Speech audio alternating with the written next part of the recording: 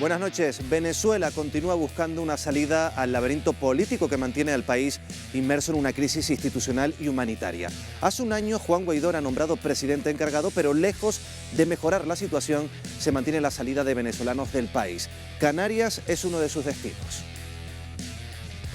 Nosotros nos secuestraron en Venezuela y ya teníamos amenaza de muerte y todo. Mi casa era bombardeada cada rato. Entonces, ya hicieron 2 allanamientos y hubo que salir. No se consigue empleo. Tienes que adaptarte a sobrevivir con lo que consigues. Es terrible lo que vivimos, es inhumano. Volvemos en unos minutos, no se vayan.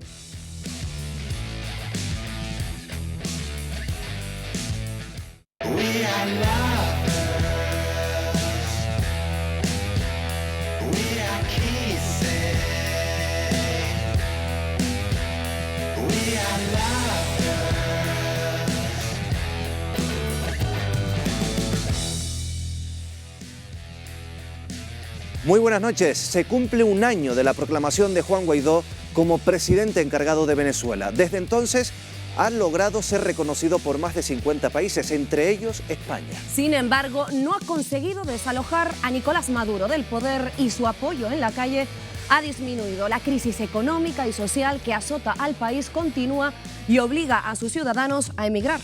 Desde el año 2015, casi 5 millones de venezolanos han abandonado el país. Más de 75.000 residen aquí en Canarias. ¿Cómo es su vida aquí? ¿Qué futuro les espera?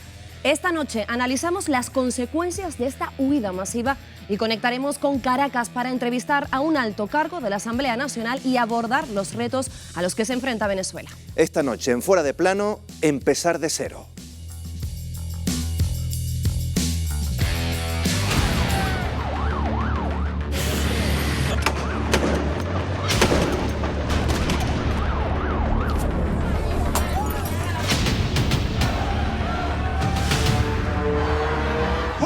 Asumir formalmente las competencias del Ejecutivo Nacional. El tal Guaidó es un títere, es un agente gringo, ustedes lo sabían, formado en los Estados Unidos como agente. Primera vez en mi vida con este gobierno de que no como la basura, de la basura. Primera vez en mi vida. Todo ha cambiado en Venezuela. La paz y la prosperidad se han transformado en conflicto y carencia severa. Casi 5 millones de venezolanos han tenido que abandonar su tierra por la crítica situación que vive el país. Canarias es uno de sus destinos. Es un drama de ida y vuelta. La mayoría de los que llegan son descendientes de canarios que hicieron el camino inverso en los años 50. En Canarias residen más de 75.000 venezolanos. ¿Por qué han salido de su país? Por la situación que estamos viviendo ya de inseguridad, nosotros nos secuestraron en Venezuela y ya teníamos amenaza de muerte y todo. Muchos solicitan asilo político, pero muy pocos lo consiguen. ¿Cómo subsisten mientras tanto? Tienes que adaptarte a sobrevivir con lo que consigues y como lo consigas.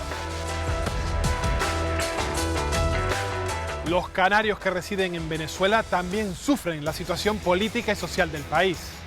Desde sacar una fotocopia hasta tener agua potable en casa, es terrible lo que vivimos, es inhumano.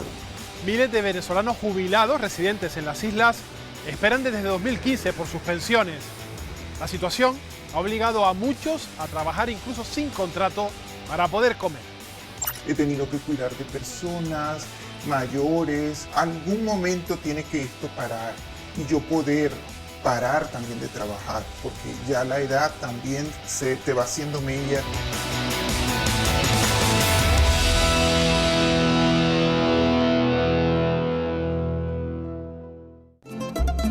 Canarias y Venezuela, si se quieren de verdad. Yo soy Pilar Ramírez, nacida en Venezuela. Hace 20 años, por la delicada situación de mi país, me vi obligada a emigrar a Canarias. Mi nombre es Rosa Nieves Pérez, canaria de nacimiento. A finales de los 70 emigré a Venezuela y 25 años después retorné al archipiélago. Cuando Rosa, Pilar, muchas gracias por estar ahí con nosotros para darnos a conocer vuestra historia. ¿Qué os parece si nos sentamos y empezamos a hablar un poquito? ¿Cómo fue el recibimiento o cómo fue la adaptación en el lugar en el que ustedes emigraron? En tu caso, Pilar, aquí en Canarias, y en tu caso, Rosa, en Venezuela. Pues yo puedo decir que de verdad me sentí arropada cuando llegué. Me costó un poco adaptarme porque es dejar todo, es dejar familia, tu casa, o sea, lo que has trabajado y luchado para tenerlo, y tener que deshacerte de todo para poder venir. Pero poco a poco, con el cariño de la gente, conseguí trabajo. Yo me fui una adolescente. Claro que me costó también, digamos, el adaptarme al estar sin mi familia. Era una Venezuela próspera, donde se facilitaban mucho económicamente las cosas. ¿Y cómo para ustedes dos el vivir la delicada situación que atraviesa el país en estos momentos desde tanta distancia? Es muy duro.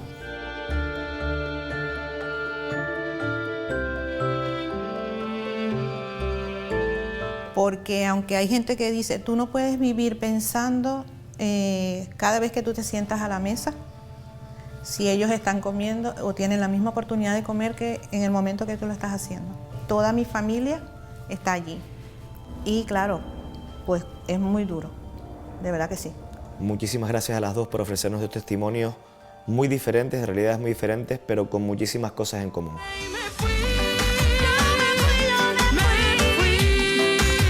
Se estima que unos 75.000 venezolanos han llegado a Canarias huyendo de la difícil situación del país. Decenas acuden cada día a pedir asilo político para poder regularizar su situación. Son las 7 de la mañana y desde las 4 aproximadamente numerosas personas procedentes de Venezuela se encuentran a las puertas de la Policía Nacional, de la comisaría, para poder solicitar ese asilo político. Son 30 los números que se dan y están esperando para saber si van a poder comenzar ese trámite. Vamos a hablar con algunos de ellos.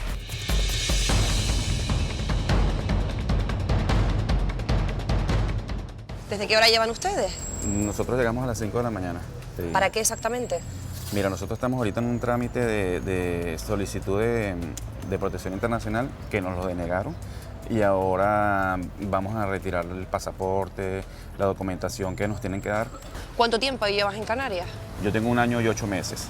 ¿Y lleva 1 año y 8 meses con este trámite? No, ya tenemos la autorización de temporal de residencia por razones humanitarias, pero no nos han dado un documento en vigor, no tenemos cómo sacar. Ustedes ahora están como en un limbo, ¿no? Sí, no sí. tienen exactamente... Exactamente, no tenemos, o sea, estamos legales, pero no tenemos documentación en vigor para poder hacer cualquier trámite administrativo ni... ¿Por qué pides el asilo? ¿Por qué se vinieron de Venezuela? Por la situación que estamos viviendo ya de inseguridad. Nosotros nos secuestraron en Venezuela y ya teníamos amenaza de muerte y todo. ¿Qué piden a día de hoy aquí en Canarias?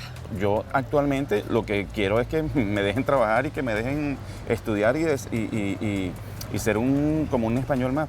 Que nadie puede etiquetar mis pasos, soy timonel de mi propio barco. Agárrate esto, agárrate el termo. Carlos, buenos días. ¿Qué traen en el interior de esta nevera? En el interior de esta nevera traemos sándwich, traemos café, traemos jugo para las personas que en realidad están haciendo una cola desde temprano, porque aquí se solicita protección internacional humanitaria. No quieren perderlo y se les hace difícil. Muchos que llegan con una mano adelante y una mano atrás no tienen ni para comprar el café. ¿Tú también estuviste en esta cola? Yo pasé por esta cola y hoy en día me siento identificado porque es traumático, de verdad, reinsertarse a la sociedad.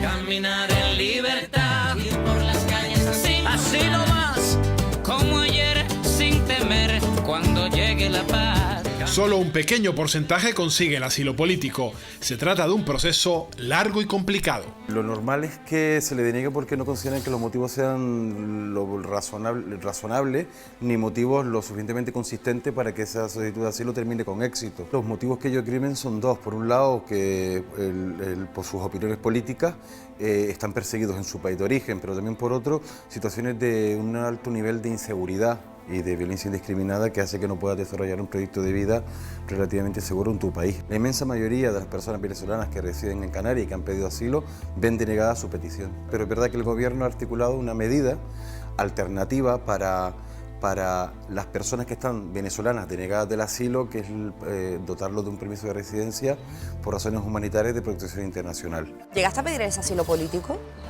Sí, lo pedí. ¿Te lo dieron? Correcto. Muéstrame la tarjeta roja. La tarjeta roja. La tarjeta roja.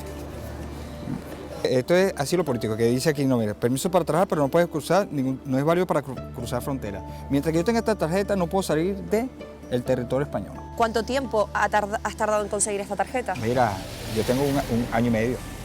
¿Un año y medio? Un año y medio. ¿Y tu familia tiene esa condición? Mi esposa. Sí. No, ya mi esposa ya le quitaron la tarjeta. Ahora le aprobaron la residencia por razones humanitarias. Crucé 4 países en 5 días corriendo. La situación política y social de Venezuela se complica con el paso del tiempo. Según ACNUR, 5.000 venezolanos huyen cada día de su país. Carola lo hizo por motivos políticos. Carola, tú eres una líder opositora que lleva ya 17 años en Canarias. ¿Por qué tuviste que abandonar Venezuela? A ver, yo vivo en Barquisimeto y su gobernador, Reyes, pues me montó la cacería porque realmente le estábamos dando muy duro. Mi casa era bombardeada cada rato, entonces ya hicieron 2 allanamientos y hubo que salir. No, o sea, si me hubiera quedado, pues quizás los resultados hubieran sido otros. Carola, han sido muchísimos los venezolanos que se han venido a Canarias en estos años y también muchos de ellos afectos a los gobiernos chavistas y a los gobiernos de Maduro, exmilitares, exlíderes. Mucha gente que inclusive ha montado grandes negocios con dinero que no se sabe su procedencia. Que claro, como nadie sabe quiénes son, pues bueno, vivimos aquí y qué bien. A quien sí tienen claramente identificado es a Richard Peñalver. Este señor ha disparado contra los manifestantes que venían en forma pacífica. Una figura negra en la historia reciente de Venezuela, cuando en el año 2002 fue uno de los pistoleros de la marcha opositora en el puente Yaguno. Tú tuviste un encontronazo con él aquí en las calles de La Matanza, donde resides. Lo vi, tuvimos un encuentro muy poco agradable, la verdad. A ti te debería estar dando vergüenza de estar aquí. ¿Por qué? Porque sí, porque hiciste mucho daño en Venezuela. Yo le salvé la vida a mucha gente. ¿A quién le salvaste tú la vida? Asesino. Si tú sabes muy bien que tú eres un asesino. Además, tú estabas aquel día en aquella manifestación donde Richard Peñalver, existen las imágenes en las que se le puede ver disparando a la multitud. Sí, es cierto. De hecho, yo salí de la marcha en pleno, cuando nos empezaron a llegar los gases lacrimógenos. ¿Tú crees que sería posible que vayamos a intentar localizar a Richard Peñalver y podrías tener una conversación con él? Lo podemos intentar. ¿Te parece y lo intentamos? Vamos.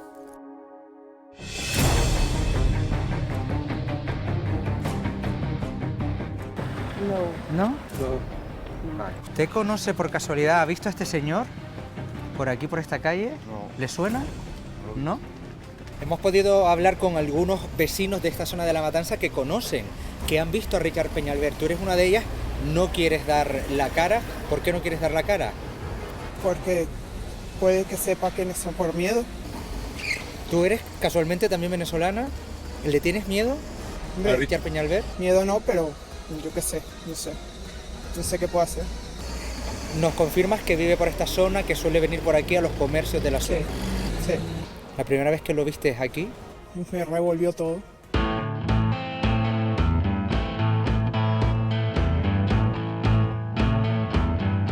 Carola, hemos estado preguntando por varias zonas del norte de Tenerife y nos han dicho dónde podría vivir Richard Peñalver. ¿Vamos para allá? Vamos. Tras preguntar por varias zonas del norte de Tenerife, nos han dicho que en este edificio puede vivir Richard Peñalver. Vamos a intentar dar con él. Hola, preguntaba por Richard. ¿Parte? Por Richard. ¿Parte? Sí, de José. ¿José? Sí. ¿Es usted Richard? Es Richard, pero no es Richard Peñalver. Sí, pero no quiero saber de qué se trata. Nos gustaría hacerle unas preguntas. Bueno, Carola, he podido hablar con Richard Peñalver. Vive aquí, pero no quiere atendernos. Evidente. ¿Qué cuerpo se te queda? No me extraña. Amada tierra querida. Me cuentan que no paras de llorar, lamentando la partida de quienes se han de marchar a buscar en otros lados lo que ya tú no le ofreces.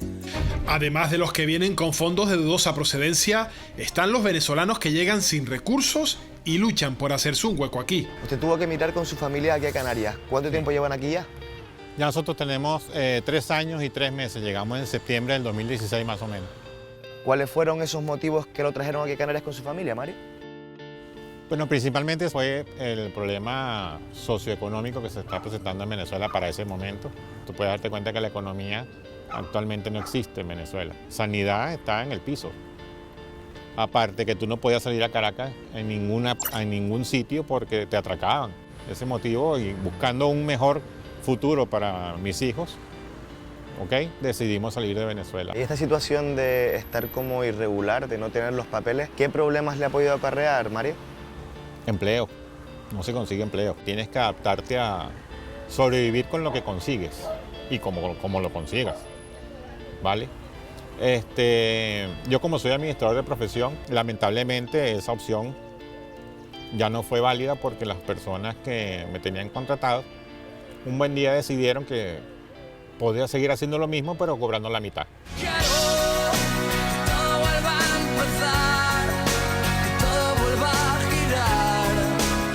Esto que está aquí es en Maracay. En Maracay, que es una ciudad de jardines y belleza. Recuerdos de Venezuela que De vemos Venezuela, aquí. sí, señor. ¿Echan de menos Venezuela? ¿Cómo no? Esto es muy bonito aquí donde estamos, ¿verdad que sí? Pero Venezuela también tiene muchas cosas bellas. ¿Usted tenía un negocio allá? Sí, yo tenía un negocio de ingeniería, lo que aquí... gestoría. Y bueno, eso hubo que dejarlo, cerrarlo, porque ya no lo podíamos mantener. Y siento que todo lo malo es pensar que todo lo que viene... Y aquí es empezar de cero los dos. Sí, porque Sí, es lo empezar que de te cero. dije, que... Hacer cosas que no hacíamos allá. Ajá. Porque a mí por lo menos me han entendido la mano, yo he limpiado casa, lo que yo no hacía allá. Yo trabajaba en Venezuela como enfermera. Y aquí ¿usted estoy era enfermera? limpiando. Ella es enfermera, Sí. graduada. Y aquí estoy limpiando, que no me importa. ¿Y en tu caso? Me hace difícil porque ya lo he intentado, pero no tengo mis títulos, no los traje preparados para homologarlos aquí. Bueno, o sea, yo pensaba que yo podía trabajar aquí igual y hacer lo mismo y resulta que no.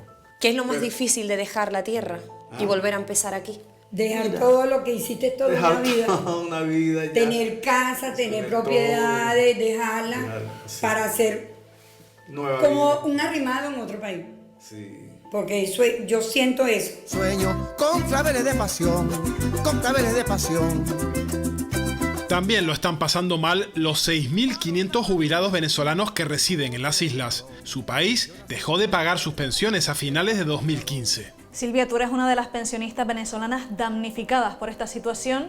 Llegas a Canarias en el año 2002 y en el 2015 te quedas sin pensión. Mi situación es grave porque contaba con eso. Había trabajado desde los 18 años y pensaba que mi vejez iba a cubrirse con todo lo que yo había cotizado. Verme sin posibilidad de tener mi dinero aquí. Me lancé a trabajar. De hecho, tú prefieres no salir en cámara porque te has visto obligada a trabajar en negro. Exactamente. He estado como encargada de tienda, he tenido que hacer bisutería, he tenido que hacer muchas cosas. He aprendido cosas que yo en mi vida no había tocado. He tenido que cuidar de personas mayores. Algún momento tiene que esto parar y yo poder parar también de trabajar, porque ya la edad también se te va haciendo mella. ¿Conoces a otras personas que están en la misma situación? Tengo otra persona que es mi madre, es una persona con 94 años que vino para acá con su pensión. Fue más drástico todavía porque verse tan mayor y sin recursos, trabajar era para también cubrirle los gastos a ella, puesto que no tenía cómo, hasta ahora no los tiene. Entonces la situación ha sido devastadora, de verdad, para el grupo familiar, no solo el mío, el de tantas personas que hoy día sufren la misma situación. Volver a empezar de cero, contigo, sin ti. A Manuel aún le quedan muchos años para saber si podrá cobrar su pensión. Es un joven venezolano cualificado. Es médico. Sin embargo, no puede ejercer porque no tiene su documentación en regla. Manuel, tú eres médico, viniste hace 8 meses a Canarias. ¿Has pedido el asilo político? Así es, José. Me tocó pedir asilo político. En Venezuela trabajaba como médico en un pequeño hospital, el cual, como sabemos actualmente, Venezuela pasa por una fuerte situación de crisis humanitaria, en la cual no teníamos insumos, no teníamos medicamentos, no teníamos suficiente personal para atender las emergencias. Muchas veces cuando estaba trabajando y recibía las guardias, me negaba a la atención al público porque no teníamos insumos. Y eso contrajo a que en muchas ocasiones tuviera represalias por grupos afectos al gobierno. ¿Has podido trabajar en algo o no? No, actualmente no he podido trabajar en ningún tipo ni en mi profesión ni en trabajos fuera de ella, ya que como emigrantes al solicitar asilo no tenemos el permiso de trabajo alrededor de 9 meses. ¿Qué tendría que pasar para que volvieras a vivir a Venezuela? En Venezuela actualmente el problema no es tanto el gobierno, sino la mentalidad del mismo venezolano. Y creo que el día que el venezolano cambie como persona, ese día vamos a ser un mejor país. Manuel, muchas gracias por contarnos tu historia. Gracias a ti. Hasta luego. Los que se quedan, los que se van, algún día volverán. Los que se quedan, los que se van, algún día. Otros no han podido o no han querido salir de su país. Para ellos es imprescindible la ayuda que envían sus familiares desde el exterior. Oye, Joana, ¿y todo esto que estás preparando, a quién se lo envías a Venezuela? Bueno, a mi abuelita. Tengo toda la familia por parte de padre en Venezuela. ¿Qué supone toda esta ayuda para tu familia allí? Bueno, es un alivio para ellos, ya que no tienen que hacer colas.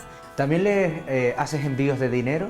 Sí, también envíos de dinero, porque obviamente hay algunas cosas que no puedo mandar aquí, como los huevos, el queso, el jamón. ¿Qué supondría para toda esa familia tuya en Venezuela el que tú no les pudieses mandar esta ayuda? ¿Qué significaría eso para ellos? La verdad es un poco caos, porque allá se hacen unas colas enormes para ir a comprar comida y hay algunas cosas que no se consiguen. Joana, imagino que todo esto también supone un esfuerzo importante para ti, el envío de ayuda y el envío de dinero. Sí, para mí es un esfuerzo, pero de verdad que lo hago con todo el corazón del mundo.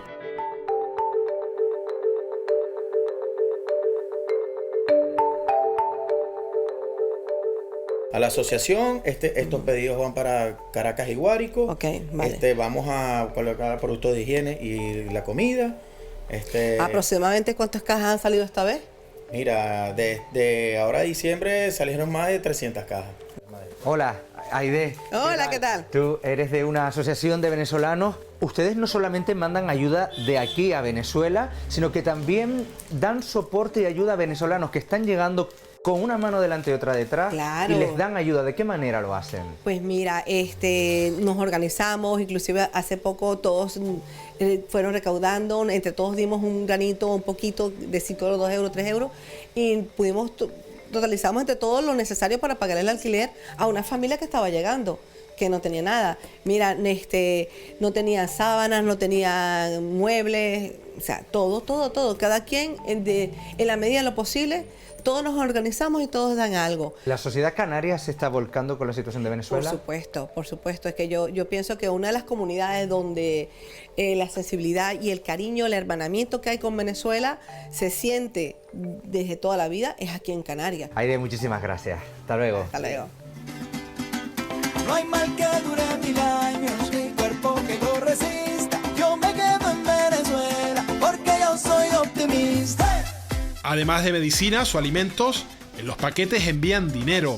pequeñas cantidades que se convierten en salvavidas gracias al cambio paralelo. El cambio paralelo es que prácticamente la economía está dolarizada completamente. Hay una devaluación constante que llega a unos niveles absolutamente increíbles. Todos los días cambian los precios. El bolívar no existe como moneda y la gente o tiene que recurrir a la tarjeta de crédito para pagar o tiene que recurrir al dólar. Y el dólar cada vez más es la única moneda que funciona en Venezuela. Venezuela siempre ha sido para el hombre de mi tierra la esperanza que convoca.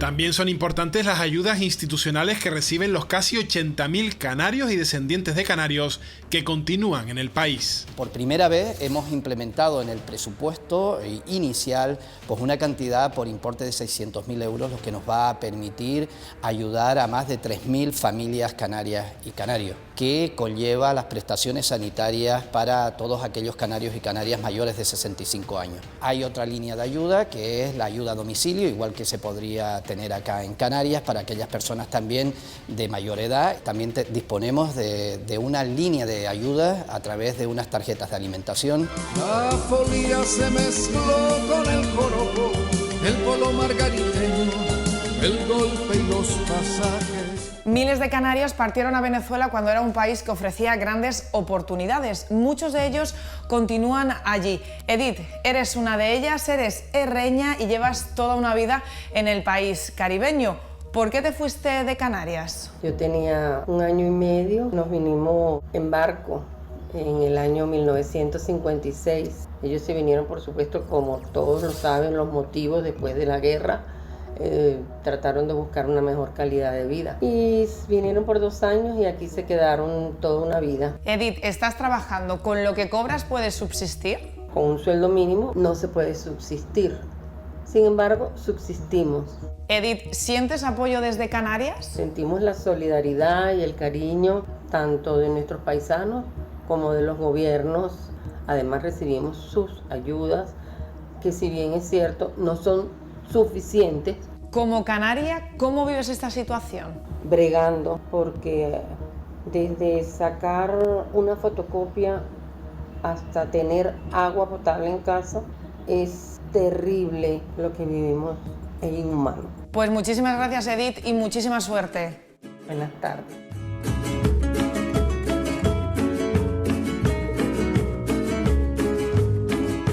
Aunque muchos prefieren permanecer en Venezuela, otros deciden retornar.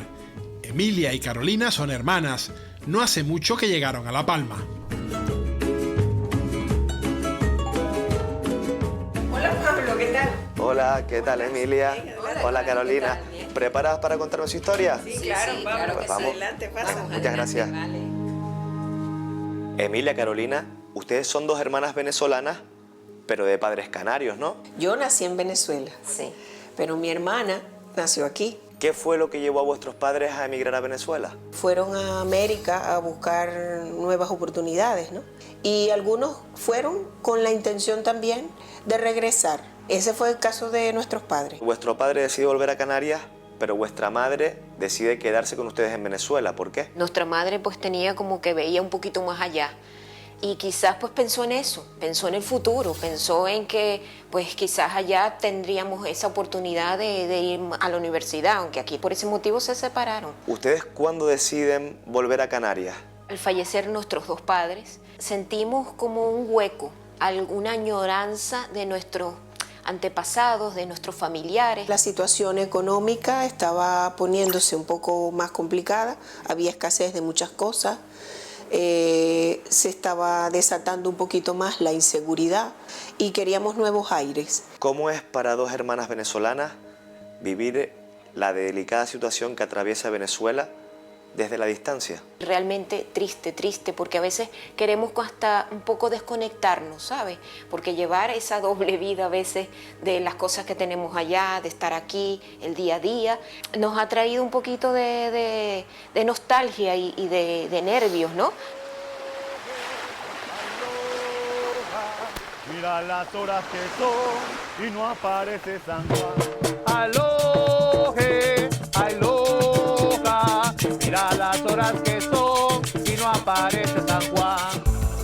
Los venezolanos son personas activas que logran integrarse rápidamente gracias a asociaciones deportivas o culturales. Bueno, yo llevo 19 años aquí, hemos abierto varios grupos como Venezuela en sus raíces, Venezuela la cantando, Tambores de Fuego, que este es mi grupo, la tradición de San Juan, hemos integrado a canarios, gente de afuera, los venezolanos que están llegando ahorita mismo a los refugios, los estamos integrando en el grupo nosotros para que se sientan arropados por todos nosotros. Nosotros hemos llegado aquí a Canarias, hemos traído la tradición que llevaron los españoles hace muchísimos años a Venezuela y estamos aquí colaborando con un poco de nuestro folclore. Nos ayuda a integrarnos más en la isla. Cuando estás en el extranjero sí sientes el hermanamiento de cultura, porque te sientes solo, te sientes ido y la parte de la cultura lo que hace es unirte y arroparte prácticamente, porque yo creo que cuando salimos de allá nos unimos más fuera del país que dentro. La música sirve para evadirse de la complicada situación que vive el país. Pero, ¿cómo y por qué ha llegado Venezuela a esta situación? La degradación llegó a su punto en los años 80, con la crisis grave del petróleo. Pudo levantarse, pero ya a partir de entonces es una agonía permanente que se agudizó después de la llegada al poder de Chávez, al aprovechar todas las infraestructuras económicas del país para su proyecto político, con el agravante de que los militares controlan prácticamente todo el poder político e incluso la dirección económica del país. Eso hace que evidentemente la producción se haya reducido de forma considerable y una economía que es un país petrolero pues ha llegado a un punto absolutamente catastrófico como el que actualmente vivimos. Con elecciones y menos unas elecciones cohabitadas se resuelve el problema de Venezuela. Ahí tiene que haber una intervención internacional. Nosotros solos no podemos. Los seguidores de Maduro no han querido dar su versión.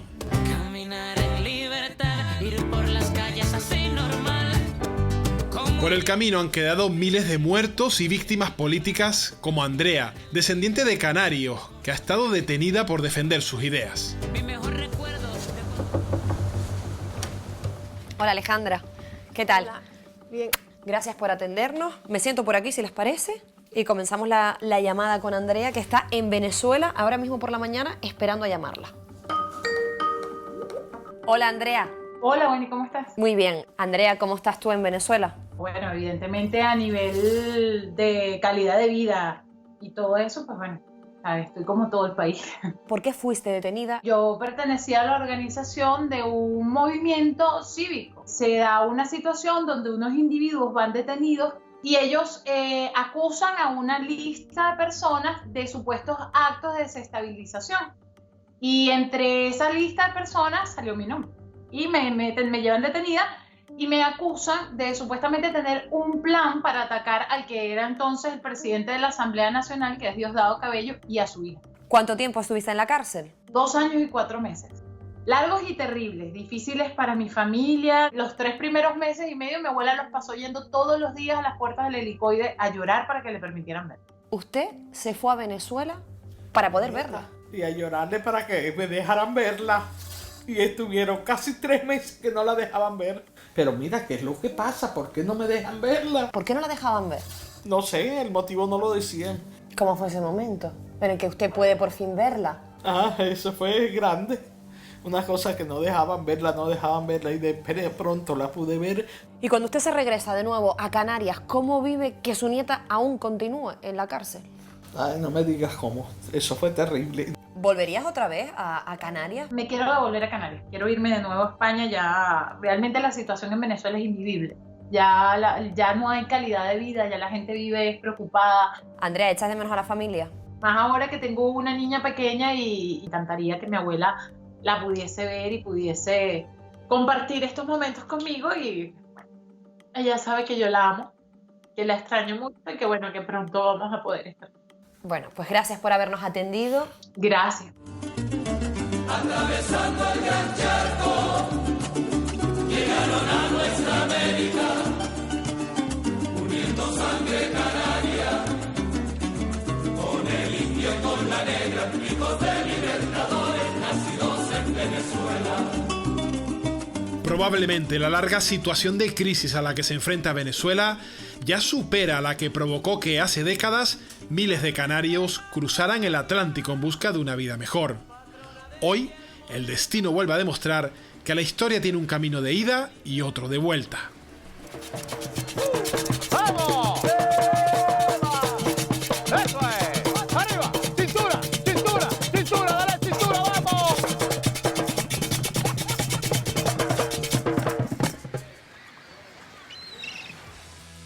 Ya lo han visto, si la situación de los venezolanos que viven en Canarias no es fácil, la de Venezuela es una situación mucho más complicada. Enseguida vamos a tratar en profundidad este asunto, sobre todo, ya lo saben, justo cuando se cumple un año de que Juan Guaidó fuera proclamado presidente encargado del país. Pero antes vamos a presentar a los colaboradores contertulios que tenemos esta noche con nosotros: Jorge Betancourt, Juan Luján, Raquel Pestana, Chicha Rosarena, también tenemos a José Antonio Carrero y Andy Camejo. Muy buenas noches a todos. Vamos a empezar por José Antonio, porque hemos visto en el reportaje las colas que cada mañana se producen frente a la comisaría de la policía, venezolanos que solicitan asilo, que solicitan residencia en España. ¿Crees que este sistema, José Antonio, es el mejor de los sistemas para acceder a quedarse aquí en España, o debería habilitarse uno mejor? A ver, siempre hay algo mejor, siempre. A día de hoy, el gobierno en funciones en su momento, a partir de marzo del año pasado, estableció se han establecido dos medidas de discriminación positiva a favor de los venezolanos.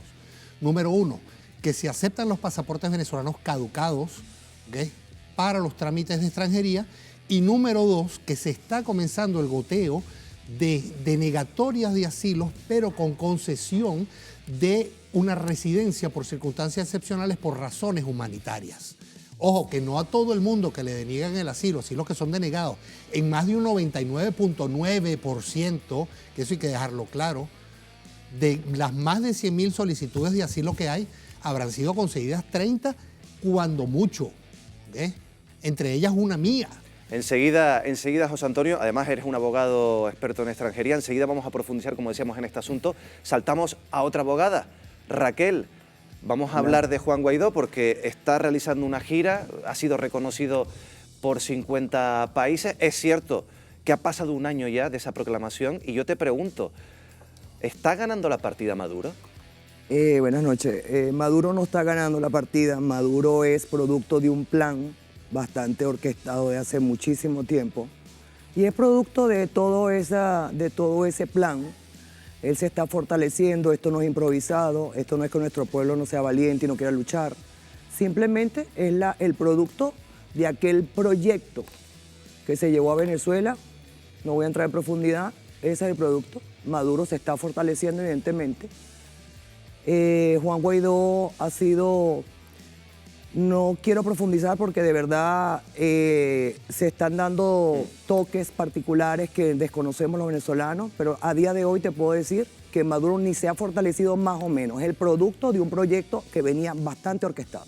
También brevemente, queremos conocer la opinión de Andy Camejo, activista venezolano. Queremos preguntarle por esa gira de Maduro. En principio va a pasar... De Maduro, no, de Guaidó. De Guaidó, perdón, de Guaidó. Enseguida también hablaremos de Maduro. Sí. Por esa gira de Guaidó por Europa, hoy, si no me equivoco, estaba en el foro de Davos, en el foro económico. Hay una polémica abierta, Andy. Aquí, en principio, en España va a ser recibido por la ministra de Asuntos Exteriores, pero ya muchos están diciendo que debería ser recibido por Pedro Sánchez. ¿Qué opinas tú? Todo se enmarca en un esquema estratégico. Aquí no podemos descartar de que se pueda reunir con Pedro Sánchez o de que sí se pueda reunir. Aquí lo importante, más allá de todo, es que ha tenido el reconocimiento de más de 50 países, pero sobre todo a las cosas hay que llamarlas por su nombre. Lo que hay en Venezuela en este momento es una dictadura y tenemos un presidente encargado, que es Juan Guaidó, que anda recorriendo el mundo con una estrategia distinta a la del año pasado. Distinta, pero bien asertiva. El detalle aquí es que, y yo quiero, no con esto quiero echarle más leña al fuego, pero recordemos que el vicepresidente en este momento del gobierno español, uno de los vicepresidentes, era financiado por la dictadura de Hugo Chávez y de Nicolás Maduro. Eso ahí te lo dejo por allí. Bueno, no sé si saldrá este tema después en el debate. Nos vamos a ir unos minutos a publicidad, pero les quiero recordar, como nos ha pasado en el reportaje, que venezolanos a favor del gobierno de Maduro han rechazado participar en el reportaje y también en nuestro programa. Después de la publicidad vamos a irnos en directo hasta Caracas. Vamos a hablar con un representante de la Asamblea Nacional muy cercano a Juan Guaidó. Pero como decíamos, será en unos minutos. Ahora volvemos.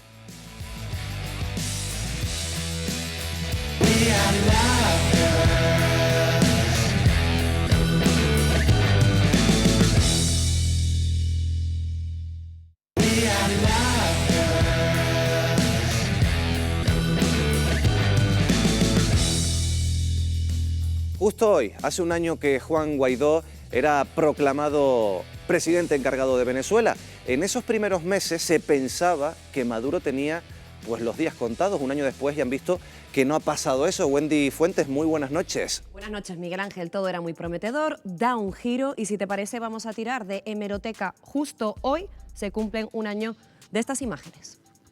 Juro asumir formalmente las competencias del Ejecutivo Nacional. Así es, ya lo han visto, estas imágenes de Juan Guaidó. Como decíamos, vamos a continuar explicándoles esa situación de Juan Guaidó que no ha cumplido esas promesas, que todo se ha quedado en un intento fallido. Entre ellos ha conseguido el apoyo de Estados Unidos, de Francia, de Gran Bretaña y sobre todo un apoyo importante de América Latina. Por contra, mantiene el apoyo a Nicolás Maduro Rusia, China, Irán, Cuba o Argentina, tras el triunfo del peronista Alberto Fernández. Aunque los países occidentales siguen del lado de Guaidó, ¿ha cumplido el presidente encargado sus objetivos?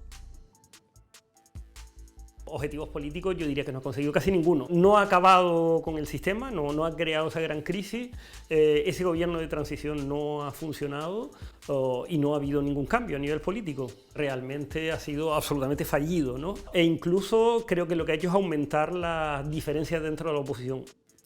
Ya lo han escuchado, intento fallido. No ha conseguido que el régimen colapse.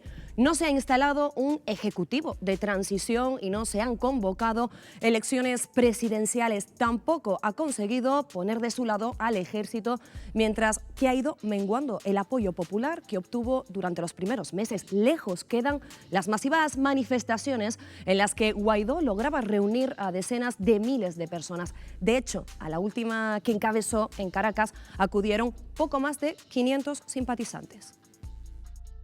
Y por eso, hoy más que nunca, todos juntos, todos, porque también les confieso algo, solos no podemos. Ahora Guaidó ha abandonado Venezuela para iniciar una nueva gira internacional que le permita reimpulsar su liderazgo. Y lo ha hecho a pesar de que, tenía prohibido salir del país.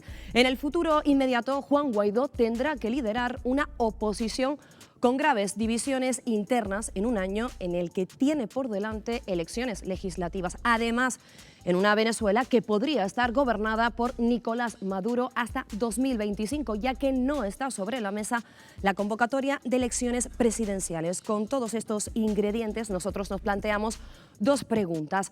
¿Se ha desinflado el efecto Guaidó? ¿Se ha subestimado, en este caso, Miguel Ángel, la figura de Nicolás Maduro? Porque, como decía, todo parece muy prometedor, pero al final se ha quedado en algo fallido. Pues vamos a trasladar esas dos cuestiones a la mesa, la del efecto Guaidó y si se ha subestimado a Nicolás Maduro.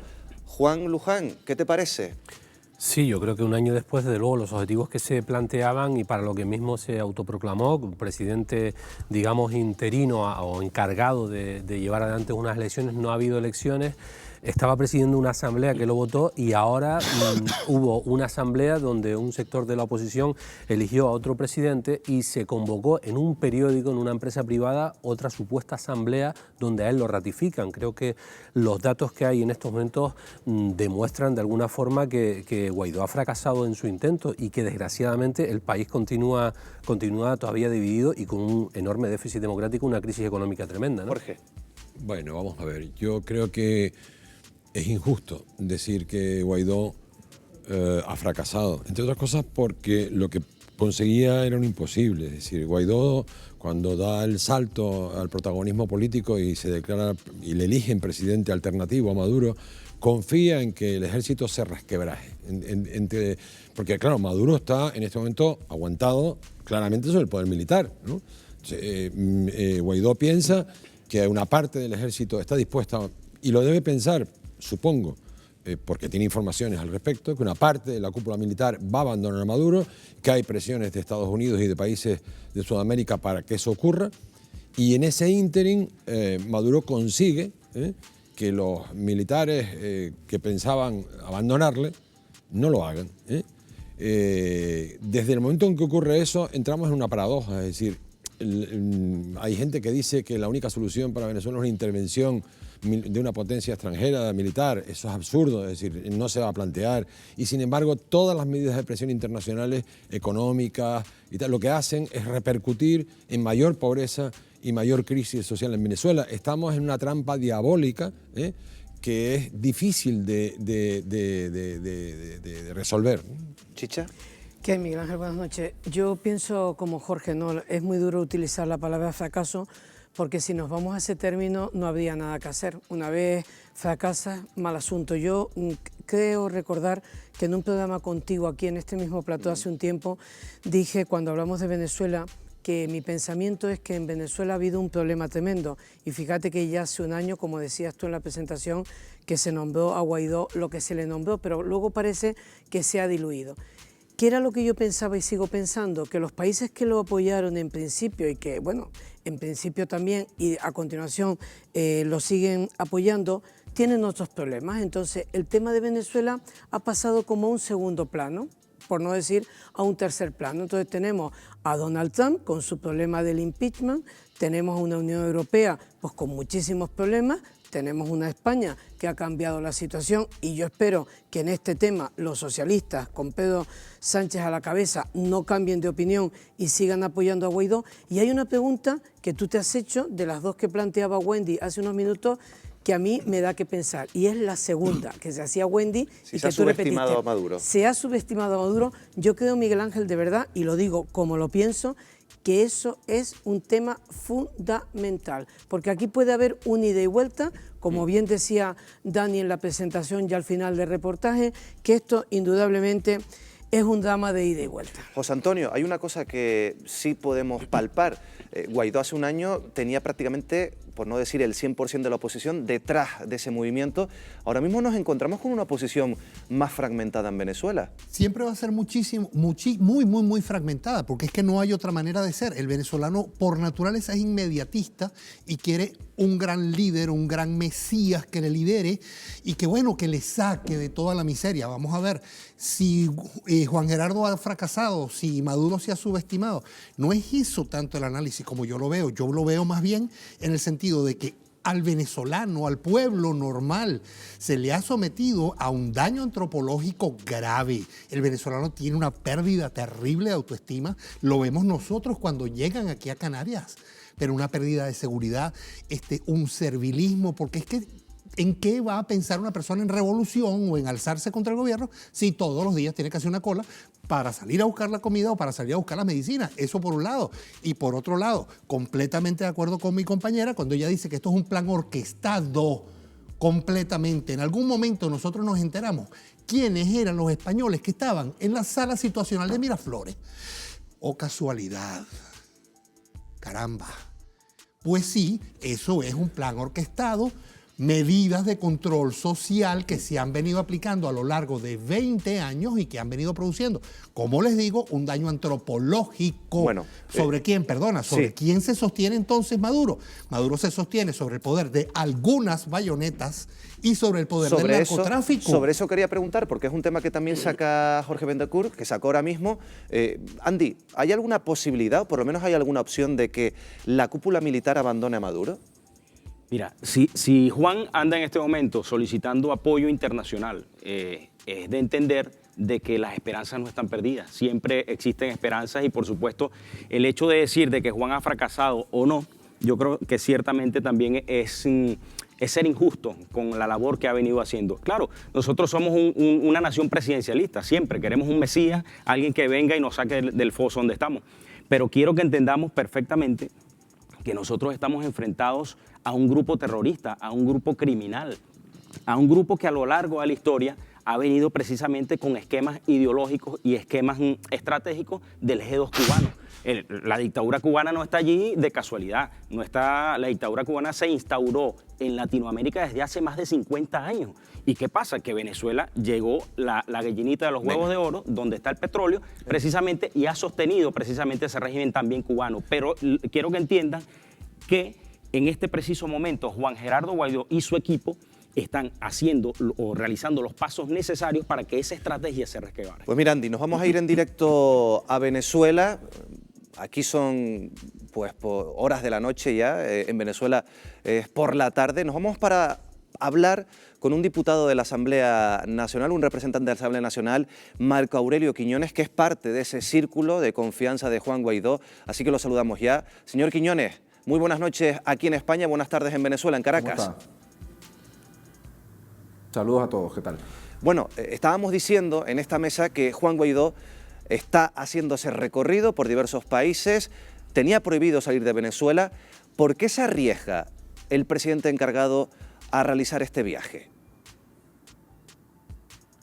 Bueno, discúlpame que en principio respondo un poco porque he escuchado todo el debate que se ha dado en estudio y quiero aclarar algunas cosas antes de adentrarme al tema de la gira del presidente. Lo primero, decir que en Venezuela la oposición no está dividida. Los personajes que de facto están usurpando la presidencia de la Asamblea Nacional habían sido denunciados por nosotros días atrás, porque tenían vínculos con Alex Saab, que es uno de los testaferros sancionados por los Estados Unidos y otros países, uno de los testaferros de la familia presidencial de Nicolás Maduro. Habían recibido sobornos de esta persona y nosotros, a través además de unos periodistas que lo denunciaron así ante el mundo, nosotros le dijimos al mundo entero que estas personas iban a ser producto de una investigación de la Asamblea Nacional porque habíamos evidenciado los claros vínculos con la dictadura. Es decir, no hay dos oposiciones en Venezuela, hay una oposición que lidera Juan Guaidó, que obtuvo más de 100 votos en su ratificación como presidente, que tenía de respaldo todos los partidos políticos de la Unidad Democrática. Todos los partidos políticos, incluyendo el apoyo de María Corina Machado, que es uno de los liderazgos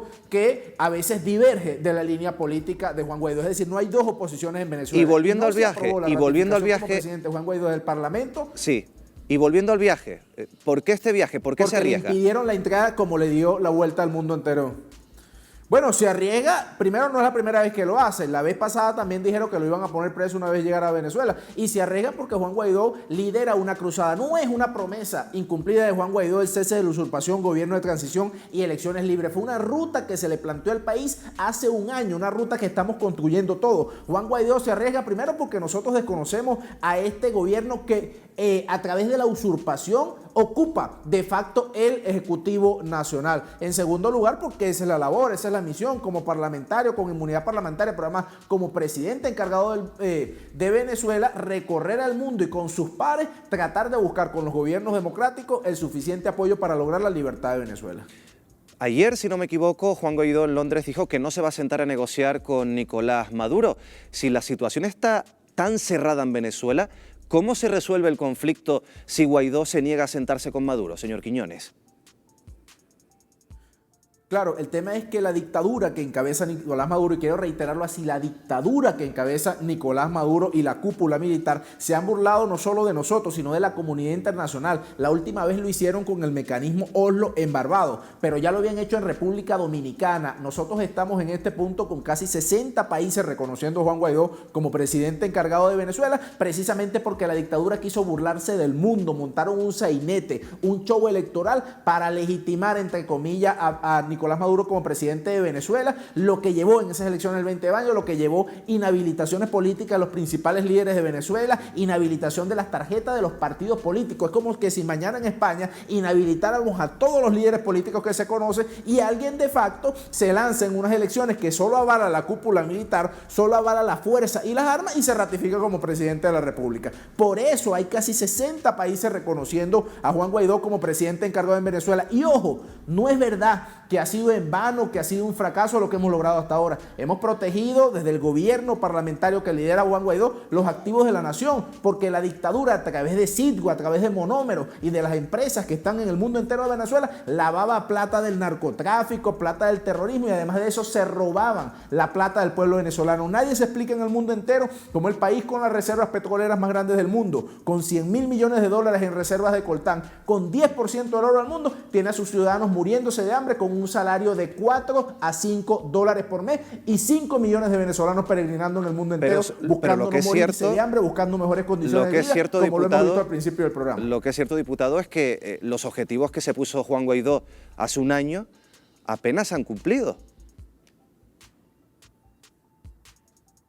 Sí, es que es una ruta, es que estamos luchando contra una dictadura además que tiene muchísimo dinero, que venden incluso petróleo en los mercados paralelos, una dictadura que mató a un concejal en ejercicio, Fernando Albal, torturado, lo tiró desde un piso 11 y alguien hablaba ahí de la movilización que hoy logra Juan Guaidó en las calles. Lo que no se dice en ese análisis, en la merma de esas movilizaciones, es que por ejemplo el estado Zulia, uno de los estados más grandes del país, pasa 20 horas al día sin electricidad, la gente no tiene cómo enterarse, el internet en Venezuela lo controla la dictadura, las líneas de teléfono las controla la dictadura y si tú convocas una movilización pues nadie se entera. Más enterados están de lo que pasa en detalle en Venezuela ustedes en España que nosotros aquí en Venezuela. Pues Entonces, en ese entendido, le pregunto precisamente por España, le pregunto precisamente por España. Una gama de cosas que influyen sobre ese tema. Le pregunto, como decía, por nuestro país, porque en esa gira de Juan Guaidó va a visitar España, en principio va a reunirse con la nueva ministra de Asuntos Exteriores. Sí. ¿Qué esperan de España? Porque aquí hay cierta polémica sobre quién recibe, quién no recibe a Juan Guaidó. Bueno, en principio convocar a quienes están en Madrid el sábado 25 a las 18 horas local va a estar el presidente en la Plaza del Sol en Madrid en un encuentro con venezolanos y con afectos. Yo creo que España puede dar mucho más por Venezuela. España puede dar mucho más en lo que significa ratificar las sanciones que han hecho Estados Unidos y otros países contra la corrupción, porque España no se puede convertir en un gran reciclaje de gente que se va aquí con dineros mal habidos para írselos a llevar para allá. En primer lugar, nosotros queremos agradecer el apoyo que ha dado España y la comunidad europea a esa diáspora venezolana que ustedes hayan entrevistado, que se van de aquí con la necesidad a cuesta. Pero por otro lado, sentimos que puede hacer mucho más España y toda la comunidad europea, lo que significa la persecución de capitales robados, de capitales de la corrupción en los bancos de la comunidad europea, lo que significa las sanciones a quienes son los altos jerarcas del régimen que de la noche a la mañana, o altos empresarios del régimen que de la noche a la mañana, en un gobierno que está sancionado por corrupción, que está sancionado por lavado de capitales y que está señalado incluso de narcotraficantes, puedan irse a llevar esos recursos a España a comprar grandes mansiones y a darse una vida a costilla del hambre del pueblo venezolano, que hoy sufre una crisis humanitaria que tiene al menos 4 millones de sus ciudadanos en peligro de muerte por falta de comida o de medicina. Yo creo que el presidente de España, Pedro Sánchez, puede recibir al presidente encargado de Venezuela, y si no lo hiciera, en todo caso nosotros sentimos que la comunidad europea está muy consona con el avance de la lucha democrática en favor de la libertad del pueblo venezolano. Antes de cerrar la conexión, sí me gustaría pedirle una última cuestión, preguntarle o incluso pedirle un mensaje para los miles de venezolanos que residen ahora mismo en Canarias y que quizás tienen la esperanza de volver a Venezuela. ¿Qué les diría? Sí, en principio voy a aprovechar esta tribuna para dar mis redes, porque aquí en Venezuela no tenemos medios de comunicación libre. Esos miles de canarios que están allá seguramente les gustaría estar informados. Marco Aurelio QG, Marco Aurelio Q de Quiñones G de Gómez, tanto en Instagram como en Twitter, es el único medio que tenemos para informarle. ¿Qué le decimos? Que estamos luchando hasta perseverar. ¿Qué le decimos? Que aquí vemos más de 100 diputados dispuestos, dando la vida, arriesgándolo todo por lograr la libertad de Venezuela. Que nosotros no nos vamos a cansar, que la dictadura puede intentar lo que sea, pero nosotros les vamos a garantizar a ellos la libertad. Yo tengo 31 años. Cuando esta dictadura asumió el poder, yo tenía 12 o 13 años apenas, y aquí me mantengo firme porque tengo la plena convicción de que lo vamos a lograr. Juan Guaidó tiene 36 años, venimos ambos de la generación del 2007 y tenemos la plena convicción de que en Venezuela nacimos y en Venezuela nos vamos a quedar. Aquí vamos a ver nacer a nuestros hijos, a criar a nuestros hijos en libertad, porque vamos a lograr la libertad para que esos 5 millones de venezolanos tengan la opción de volver a un país próspero, a un país que recibió tantos migrantes y un país con plenos derechos democráticos. Lo tenemos que dejar aquí. Lo tenemos que dejar aquí, diputados. Marco Aurelio Quiñones, muy buenas noches, buenas tardes en Caracas. Muchas gracias por estar en Fuera de Plano. Adiós. Bueno, Juan, es cierto, nos hubiera encantado contar con la otra parte. Vuelvo a recordar lo que han rechazado participar esta noche con nosotros. Pero bueno, yo le planteaba al diputado que en un año esos objetivos de Juan Guaidó no se han cumplido. Yo no sé si Juan Guaidó debería dar un paso a un lado y no sé si dar paso, nunca mejor dicho, a otro aspirante de la oposición. Yo tuve varios tíos que emigraron a Venezuela antes del chavismo, vinieron por problemas de inseguridad precisamente, y a uno le duele Venezuela. He estado en Venezuela por razones de trabajo también, cubriendo una visita con Televisión Canaria del presidente del gobierno de Canarias, pero creo que a la hora de analizarlo, y me duele lo que está pasando evidentemente, pero hay que ser rigurosos, o sea, decir que no hay libertad de prensa en Venezuela cuando esa asamblea que se celebró nacional, que él dice que es la legítima para reelegir a Guaidó, presidente del de la directiva se hizo en El Nacional, en un periódico que todos los días, desde hace 20 años, dice en su momento a Hugo Chávez y hoy le dice a Maduro dictador, pues sí, eso no es libertad de expresión. Y yo recomendaría a la gente, por ejemplo, que se meta en YouTube y busque una entrevista que le hace Jaime Bailey, que es un periodista que no es nada sospechoso, por supuesto, de ser prochavista ni pro Maduro, a otra periodista exiliada venezolana, Patricia Poleo, el 6 de enero de este año, que habla de esa asamblea y de posibles irregularidades de la asamblea que presuntamente ha ratificado a Guaidó. Entonces yo entiendo la situación de la oposición, pero no reconocer los seguidores de Guaidó que la oposición está dividida, que se ha demostrado, y no reconocer que tienen un problema y que tienen que hacer autocrítica después de un año, pues no sé si se va a poder avanzar así, desde luego. Juan, yo te estoy oyendo y de verdad que me quedo sorprendida. En Venezuela no hay libertad de expresión. O sea, decir que en Venezuela hay libertad de expresión es una fantasía. ¿Y el periódico El Nacional es chavista? Porque ahí se hizo la asamblea. Las personas que han nombrado, sinceramente, habría que ver, hay que tirar de hemeroteca para saber lo que hay. En Venezuela, la gente llana, la gente de a pie, no sabe de estas historias políticas, de cómo se fraguan, las estrategias, de cómo va nada. Aquí hay un pueblo muriendo de hambre. Aquí no saben si hay libertad de expresión, si hay internet, porque no tienen ni internet. ¿Qué Instagram, ni qué móvil, ni qué nada? Vamos a ocuparnos, porque es que se diluye todo el problema de Venezuela en con todo respeto, porque soy invitada y lo agradezco un montón, en esto, pero hay una realidad de Venezuela que no le llega al pueblo llano. Estamos hablando más de un 90% de venezolanos muriendo de hambre, con niños que solamente en la piel. Ellos no saben de cifras, ni de Pedro Sánchez, ni de nada. Ellos no saben, con permiso, Andy, de las estrategias de Guaidó. Para ellos, Guaidó les ha traicionado. Claro. Les ha desinflado el alma. Porque ¿qué le dices tú a un niño que tú solamente, se hizo una encuesta en estos días, perdóname, se hizo una encuesta en estos días en un colegio y los niños ponían en un folio, un pequeño pedazo de papel, que solo comían una vez al día? Esas son las cifras y esas son las estrategias y esos son los procedimientos y esa es la libertad de expresión que conoce el pueblo venezolano. Y no es populismo, es realidad. Perdona, Raquel, porque vamos a ver unas imágenes de las últimas horas, porque coincidiendo con la gira de Juan Guaidó por Europa, la policía pues ha interrumpido en el despacho del propio Guaidó y vamos a hacer unas imágenes que grababa el diputado Ángel Torres, que ha intentado acceder a este despacho. Se encontraba con esto.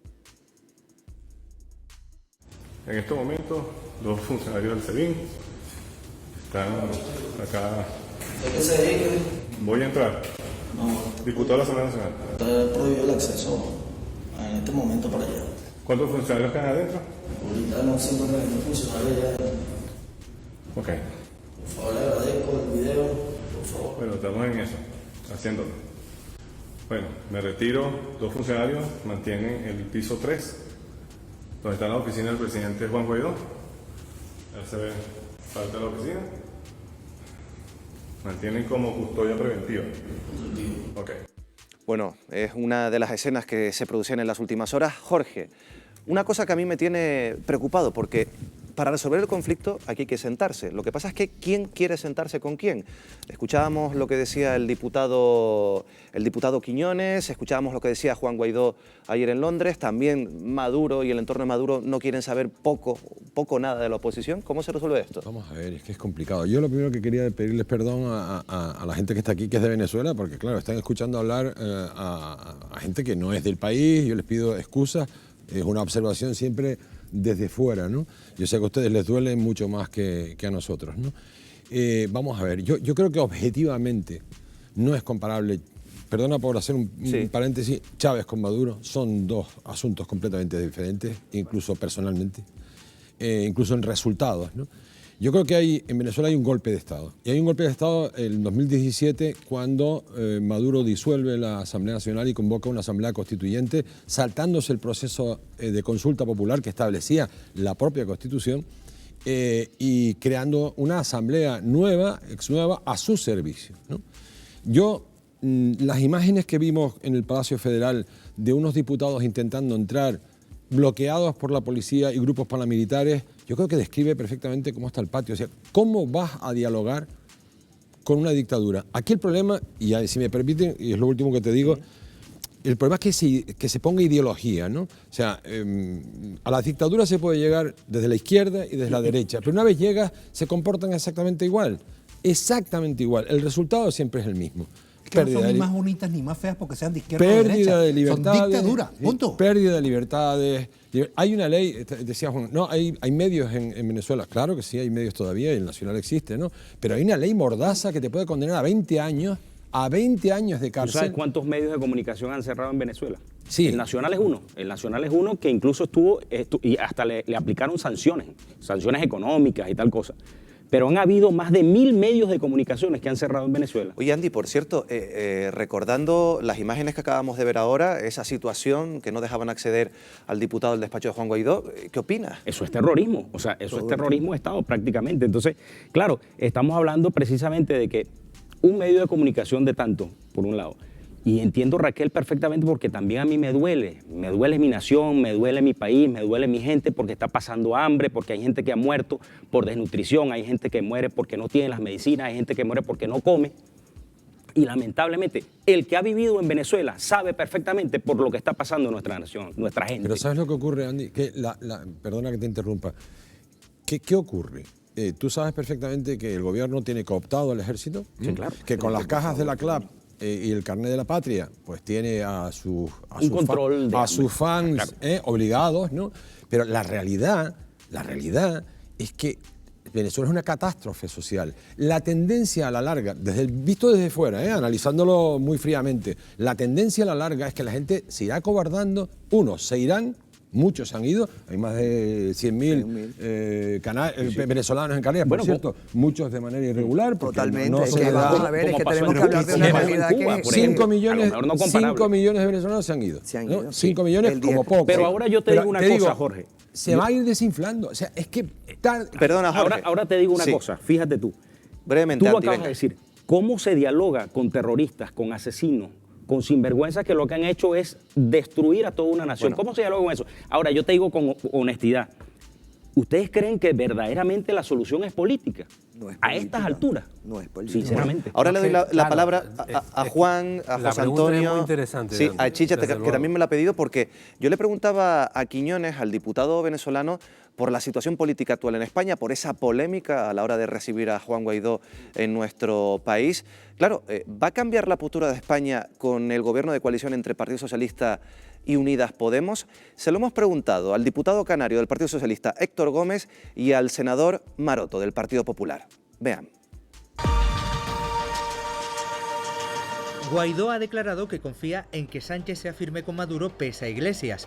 ¿Un gobierno PSOE-Podemos cambiará la forma de actuar con Venezuela?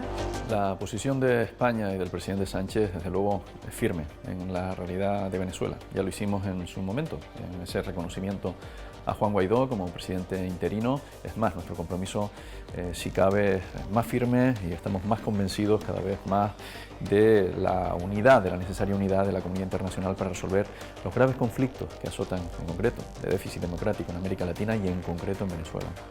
Podemos es un problema para la democracia en Venezuela y nuestra vocación es que no consigan dentro del gobierno influir a un país tan importante como España dentro de la Unión Europea en la posición que España y el resto de la Unión deben tener en favor de Guaidó y en contra de la dictadura de Maduro. ¿Cuál debe ser la relación entre el gobierno de España y Nicolás Maduro? Parece evidente que el único canal posible, existente en este momento, es el grupo de contacto establecido precisamente para establecer una hoja de ruta y poder solventar la grave crisis existente en este país, en Venezuela. La relación del gobierno de España con Nicolás Maduro solo tiene que ser decirle que se vaya a su casa cuanto antes y antes de irse que devuelva todo lo robado al pueblo venezolano. Esa es la única relación que debe tener Sánchez con Maduro. ¿Cuál es la solución a la crisis en Venezuela? Son diferentes frentes los que hay que atacar para solventar esta grave realidad existente en Venezuela, pero el primer paso, desde luego, debe ser el democrático, el de unas elecciones que garanticen que la voluntad de la ciudadanía en Venezuela se ve reflejada en las instituciones.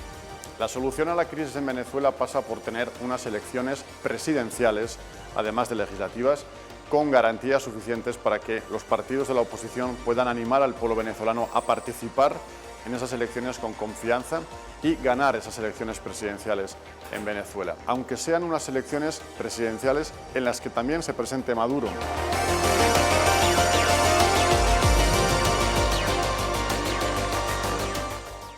Como ven, opiniones muy diferentes, las de Maroto y las de Gómez, las del Partido Popular y las del Partido Socialista. Juan, ¿va a cambiar la postura del gobierno español frente a Venezuela? Yo creo que no, le va a recibir la ministra de Asuntos Exteriores, pero en cualquier caso el señor Maroto creo que es del Partido Popular y creo que el Partido Popular ha gobernado en España desde que Hugo Chávez era presidente, ¿no? Y no le dijo que se fuera del gobierno y que entregara lo robado, tampoco se lo dijo a Maduro y el señor Rajoy. Entonces el discurso cuando está en la oposición al gobierno, es verdad que hay un apoyo internacional importante, pero es verdad también que en la Organización de Naciones Unidas hay cerca de 200 países, 200 estados y son 155, 56 los que han reconocido, no es el gobierno, no es Europa, la Unión Europea como institución, sino el Parlamento Europeo el que reconoce. Borrell, que ha recibido a Guaidó y que no es nada sospechoso tampoco de ser chavista, lo decía recientemente, o sea, nosotros no reconocemos cuestionamos la legitimidad de Maduro, pero no reconocemos a Juan Guaidó como presidente legítimo de Venezuela, lo decía porque hay una doctrina internacional, la doctrina Andrade, que no se puede, los estados reconocen a los estados, no reconocen a unas asambleas, y Guaidó ha sido hasta ahora presidente de la Asamblea Nacional. Yo sí coincido con Maroto en la conclusión en que la ruta debe ser elecciones legislativas y elecciones presidenciales. La ruta, desde luego, no es la que le gustaría a algunos sectores de la oposición que dicen que no es una solución política y que a lo mejor no verían con malos ojos una intervención militar. Ahora le preguntaremos a José Antonio, a Raquel también por el tema de las elecciones en Venezuela, pero Chicha, Sí, por la diferencia de opiniones. Hay una cosa clara, Miguel Ángel, y es que este sábado día 25 se presume interesante en Madrid, ¿no? Porque si en la Puerta del Sol va a haber una concentración de venezolanos, como anunciaba Quiñones en la entrevista que le has hecho, y tenemos en cuenta también que con respecto a Canarias también nos interesa lo que pueda pasar con Marruecos después de que vuelva la nueva ministra de Asuntos Exteriores de Marruecos. Pues hombre, hay que decir que este sábado va a estar interesante, pero bueno, también llevamos mucho tiempo con muchos días interesantes. Juan Luján ha dicho unas cosas, Jorge Betancur ha dicho otras, aquí se han dicho muchas cosas que, claro, uno para sintetizar pues es muy difícil, ¿no? Pero hay una cosa que a mí me ha llamado muchísimo la atención. Es verdad que el orden internacional, Luján dice que solamente se deben de reconocer a los estados y no otras cosas. Raquel ha dicho una cosa importantísima. A la gente lo único que le interesa, Miguel Ángel, es comer y vivir bien. Y entonces nos dejamos de boberías, es decir, no podemos pensar que la gente en Venezuela, sea en Caracas, sea en Maracaibo, sea donde sea, incluso en la selva de Canaima, pueda estar, como yo digo, pensando en otra cosa que no sea sobrevivir. Y con esto te termino. Qué difícil tiene que ser sobrevivir después de lo que hemos visto, y sobre todo porque hay mucha miseria y también mucha ignorancia y mucha pobreza. Qué difícil es sobrevivir en un tema de esto. Y solamente un pequeño detalle, Miguel, porque he permitido, bueno, no me quería meter en las conversaciones de los demás por cuestión también de educación y no interrumpir para que no se pierda el hilo, porque el tema de Venezuela es mucho más importante de lo que podemos sospechar.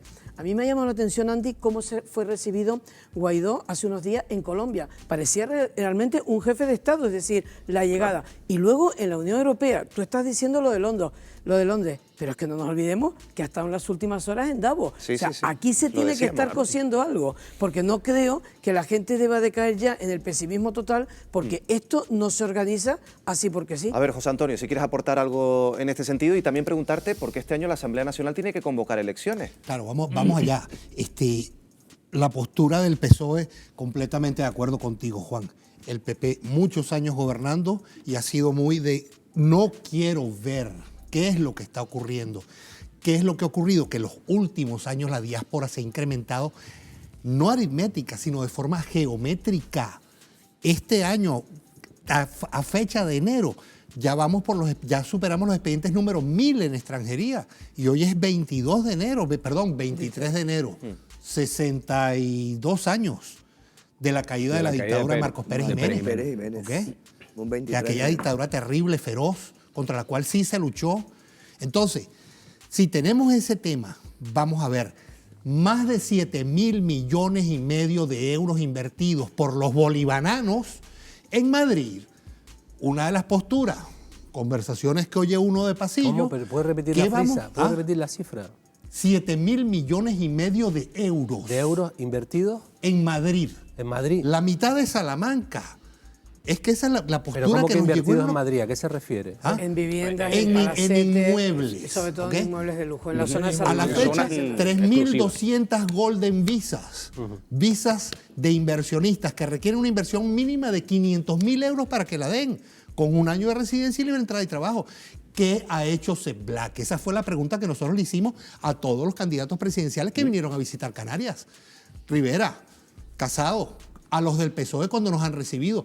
¿Qué va a hacer el Servicio de Prevención del Blanqueo de Capitales con esos 7.500 millones de euros? Bueno, vamos a volver a cifras, a datos, porque la crisis, como decíamos, económica y social que vive Venezuela es terrible. Hemos dado algunos datos ya esta noche sobre la mesa. Alrededor de 5 millones de venezolanos han abandonado el país. Fíjense, el Foro Monetario Internacional cifra que en los próximos años esta cifra se puede hasta duplicar.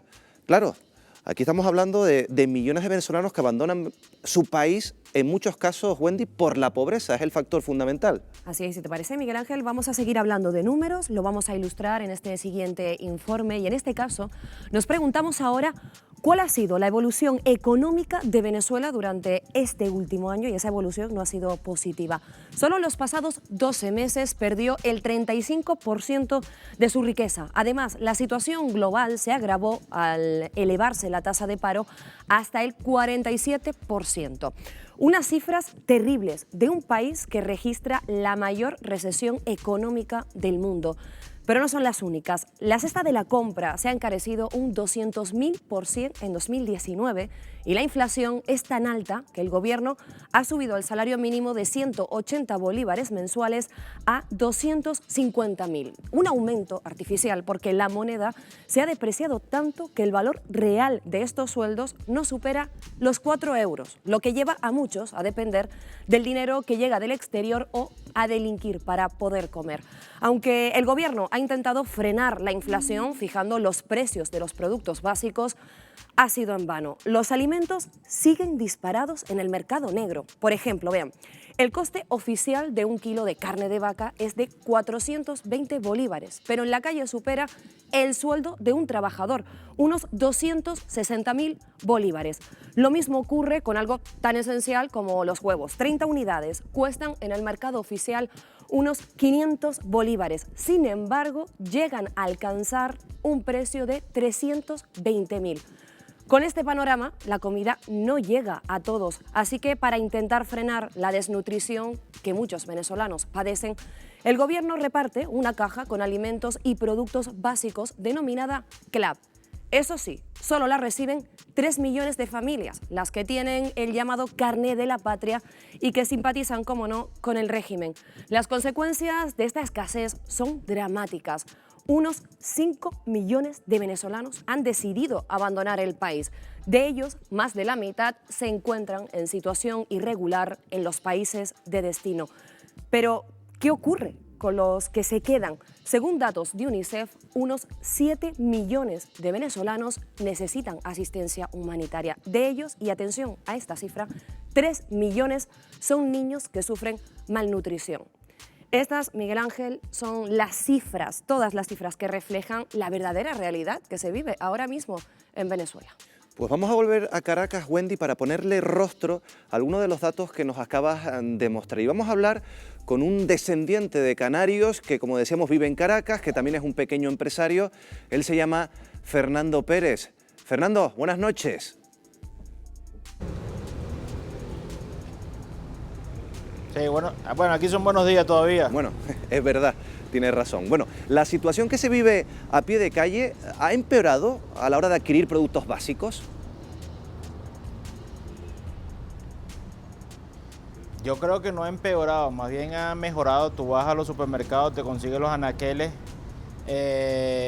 tienes de todos los anaqueles. Lo que pasa es que Venezuela se acabó el bolívar, aquí solamente se está usando el dólar y los productos de la cesta básica, pues, como todo ha tenido un incremento, todo ha ido a la alza. Eso es lo que ha empeorado en Venezuela. ¿Cuál es la situación de los hospitales por la experiencia tuya y de tus familiares?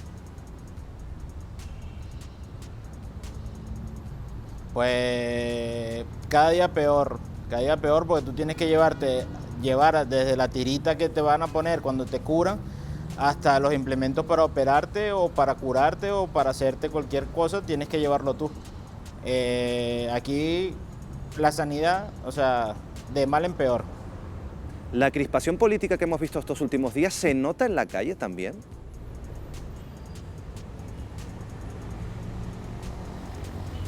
Yo digo que a pie de calle no se entiende o no se está viendo entender, porque es entre ellos mismos, pues entre oposición y gobierno que se está llevando a la situación política. Yo creo que nosotros estamos más enfocados en conseguir los productos, en ganarte un bolívar para poderlo convertir en dólar, para poder seguir adelante. Yo creo que es eso, o sea, creo que la situación política en Venezuela, entre ellos mismos, es que se está viendo la revuelta que hay. Entre los de pie de calle no hay eso.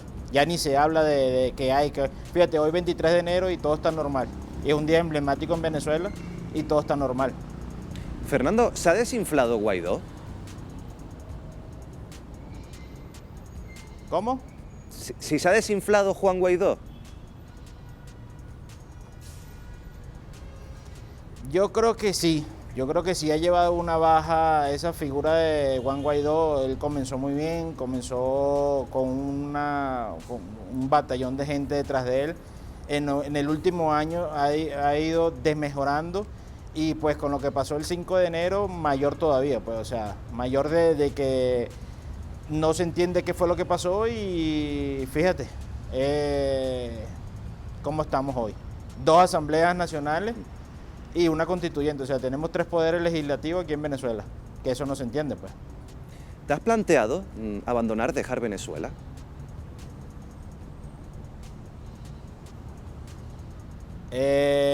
Sinceramente yo viví 4 años en España, fue cuando la burbuja inmobiliaria explotó, y yo digo que como Venezuela no hay ninguno. Aquí estamos y aquí seguimos. Hay que luchar por este país, ya que nos ha dado tantas cosas a este país, tanto yo como descendiente de canario, como mis padres canarios y como muchísimas personas más. Venezuela es Venezuela y me quedo en Venezuela. ¿Y cómo se sobrevive en el día a día en esa Venezuela? El día a día es fuerte, porque tú tienes que ver, si te compras 1 kilo de carne, por decir algo, te compras 1 kilo de carne y pues ya no te puedes comprar un cartón de huevos. Tienes que esperar, hacer algo, buscar algo, un rebusque para poder conseguir lo que tú tengas. Tengo muchísimos conocidos que a lo mejor si desayunan no cenan y si almuerzan tampoco cenan. O sea, la cosa es crítica aquí en Venezuela por la situación económica que vivimos. Muchas gracias, Fernando, y un fuerte abrazo desde Canarias. Buenas noches. Venga, vale. Hasta luego. Bueno, Raquel, ¿qué opinas? Porque este es un testimonio más. Nosotros tenemos testimonios vivientes. Nosotros en realidad, nosotros trabajamos con inmigrantes, con nuestros paisanos. Nosotros no vemos números, nosotros vemos realidades. Esto que ha descrito este hombre es la verdad. En Venezuela ahorita, a día de hoy, hay de todo. Usted va a la farmacia, hay de todo. Usted va a los supermercados, hay una proliferación de abastecimiento de comidas, bebidas.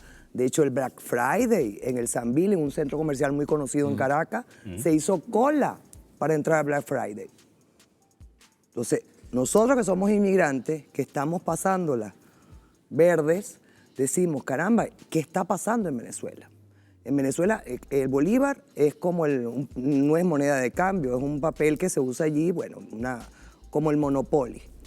El dólar es el que manda, el dólar es el que rebusca a la gente, por eso que la gente no tiene tiempo para pensar en estrategias de nada. Como bien lo ha dicho este amigo paisano, la gente está pendiente es de ver cómo rebusca, cómo hacen los trueques. Mira, yo te vendo esto, las gomas del coche, y tú me das $10 y yo con esos $10 hago la carrera que tengo pendiente por hacer. Esa es la realidad de Venezuela. Decir además que a Venezuela ahorita, es más, ha llegado productos que ni en la época de Venezuela, aquella Venezuela dorada de los petrobolívares, habían cosas y al día de hoy las hay. ¿Pero cuánto te valen? Yo creo ¿Dólares? que a la hora de retratar Venezuela, aquí se está viendo, toda la oposición no piensa ni hace el mismo análisis, hay que ponerse de acuerdo, o hay de todo, hay crisis humanitaria. No puede ser que no puede decirse que hay una crisis humanitaria, que está el 90% del pueblo pasando hambre y hay de todo. Pero luego, por otro lado, te estoy diciendo el costo, o sea, lo que está dolarizado, pero el pueblo gana en bolívares. La gente no tiene acceso a nada de eso. No. ¿Quién tiene acceso a esos productos de lujo? Porque eso ya se convirtió en lujo. Comer en Venezuela es un lujo. Merendar, bueno, ya ahorita te cuento. Eso solamente tiene acceso un grupo, entre esos la clase, los militares, toda esta red de una red grande de criminales y todo. Y mucha de la oposición está metida detrás de todo eso. Andy preguntaba antes que no íbamos a una pausa, o planteaba incluso que no hay solución política, entonces no sé a qué se refiere. A mí sí me da miedo, y eso es lo que critico sobre todo. O sea, la hoja de ruta, en mi opinión, no debe pasar nunca por una intervención militar, y desde luego que la persona trabajando aquí precisamente en Televisión Canaria, en su día estuvimos en Guatemala haciendo un reportaje sobre supervivientes de las matanzas de los años 80 de gobierno guatemalteco, y el responsable de Estados Unidos para Guatemala y para los países de Latinoamérica era Elliot Abrams, el hombre de confianza hoy del gobierno de Estados Unidos. Es un auténtico peligro. Ahora seguimos. Y desde luego Estados Unidos no cree ni Donald Trump esté por los derechos humanos y por la democracia en Venezuela. Está interesado por el petróleo. Perdona, Juan. Perdona, Raquel. Simplemente para añadir un tema más, una pata más, porque es que lo tenemos ya preparado. Estábamos hablando de la inflación. El problema de los jubilados venezolanos. Muchos de ellos cobran 250.000 bolívares y con eso no llega prácticamente ni para comprar un kilo de queso. Vamos a ver testimonios de cómo se vive en esta situación. Vean. No consigo alimento, no tengo leche, no tengo carne, no tengo pollo. ¿Te ha desayunado hoy, señora? No. ¿Cuántas veces al día come normalmente? Una vez en la tarde cuando llego. Yo estoy en contra del hambre que estamos pasando. A esta hora yo no me he desayunado, hermanito. No tengo con qué desayunarme, pero no me importa. Lo que me importa son mis nietos. ¿Qué me llama mi nieto de 4 años? Abuela, tengo hambre. Entonces yo necesito que me ayuden y me tienen peloteadas esta mañana. ¿Quién me va a ayudar? ¿Quién? ¿A dónde está Nicolás Maduro? ¿Dónde está Cabello? Situación que enlaza un poco con lo que comentábamos antes con Wendy, esa inflación, ese aumento del precio de los productos. Juan dejaba también un tema sobre la mesa, sobre la posibilidad de una intervención militar. Andy, no sé cómo lo ves, este tema, el de la inflación, el de los pensionistas y el de la posibilidad. Hay unos secuestradores que entran a la vivienda de una familia y pues los tienen ahí secuestrados, pero a cada hora van matando a cada uno de los miembros de la familia. ¿Qué harían? ¿Qué haría el Estado? O sea, mira a esa señora y multiplícalo por 25 millones, por 30 millones de venezolanos. Cuando yo digo, verdaderamente estamos pensando, lo hemos pensado. Nosotros hemos agotado las posibilidades políticas, todas las posibilidades.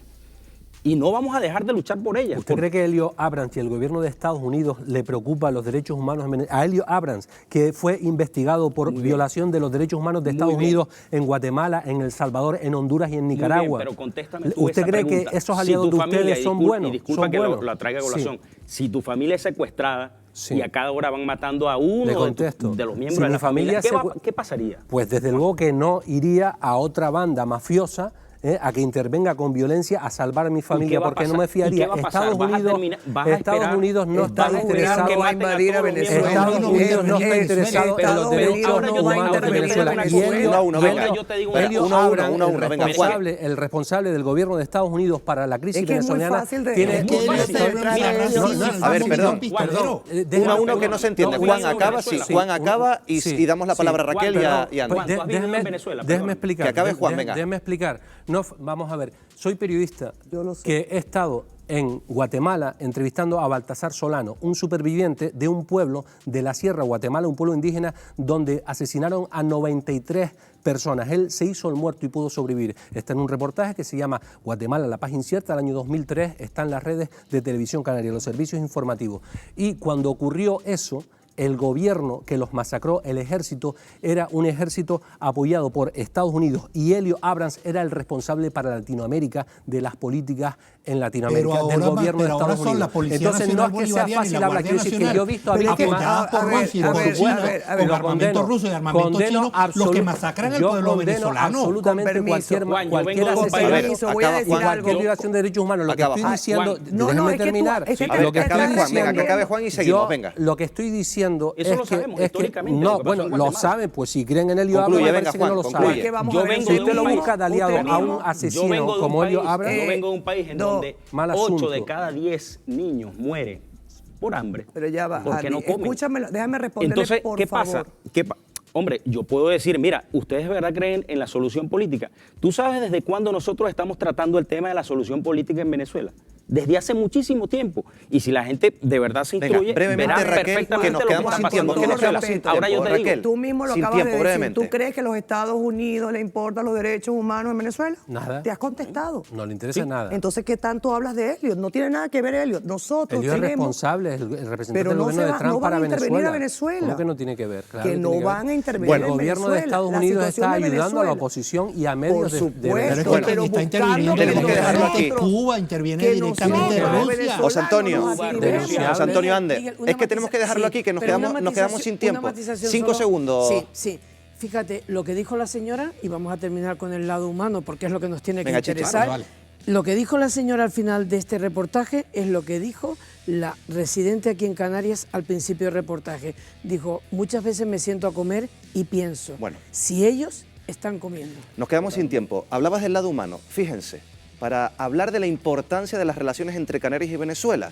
Fíjense en esta foto, la estamos viendo. Es una foto del 26 de mayo de 1949.